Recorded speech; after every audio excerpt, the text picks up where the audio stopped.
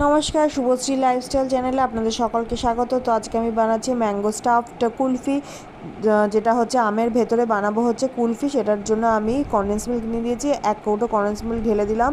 তার মধ্যে একটুখানি দুধ, কেসার আর একটুখানি কুচিয়ে রাখা অ্যালমন্ড দিয়ে একটু ঘন করে নেব। আর এখানে আমের মাথাটা এইভাবে টুপির মতন কেটে নিতে হবে। আর তারপর এরকম ছুরি দিয়ে কেটে ডিপ করে একটু গোল গোল করে আটির জায়গাটা কেটে নিয়ে আটিটাকে এইভাবে সাঁড়াশি দিয়ে ঘুরিয়ে ঘুরিয়ে বার করে নিতে হবে।